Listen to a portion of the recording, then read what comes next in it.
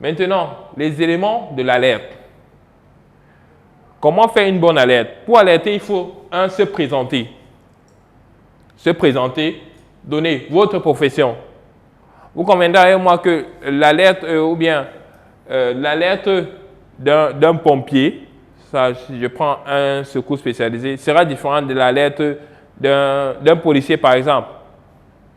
Vous voyez? Donc, ou bien l'alerte d'une personne instruite. Je veux dire que l'alerte va différer du niveau d'instruction de tout un chacun. Alors, après la profession, nous allons donner la localisation exacte. Nous sommes en Afrique, c'est vrai que c'est difficile. Au Cameroun, c'est difficile d'avoir une bonne localisation à cause de l'urbanisation précaire. Mais il faudrait donner au service de secours que vous appelez le trajet le plus court pour qu'il puisse être au plus tôt à vos côtés afin de vous porter assistance. C'est ça. Donc, vous qui arrivez sur les lieux en premier, vous avez forcément pris un trajet. Vous pouvez les orienter en fonction du trajet là.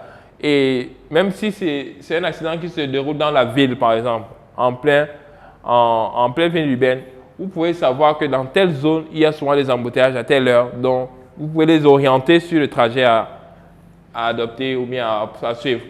Maintenant, vous devez signifier la nature du danger. Est-ce que c'est un incendie?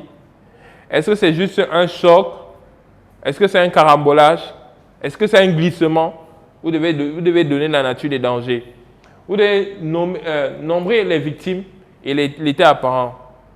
Parce qu'il faudrait dire que si vous appelez, par exemple, le SAMU et que vous ne précisez pas que vous avez une femme enceinte, par exemple, un bébé, une personne âgée, ils n'auront pas forcément le matériel. Parce qu'en fonction de ces différentes tranches d'âge, le matériel adéquat pour une intervention optimale diffère.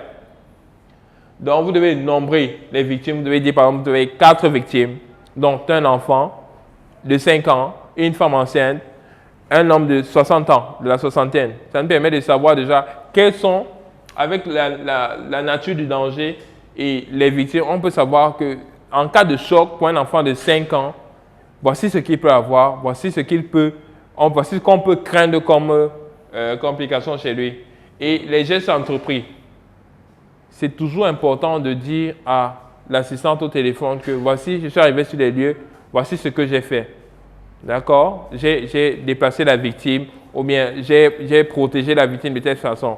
Et c'est à elle maintenant de vous orienter.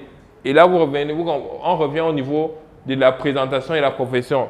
Parce qu'en fonction de votre niveau d'instruction, de ce que vous aurez donné comme information, votre interlocuteur pourra vous orienter.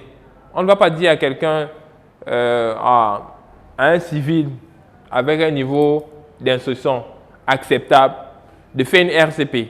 Il ne va rien comprendre. Nous sommes d'accord. Il va dire un MC, ce sont les thèmes techniques.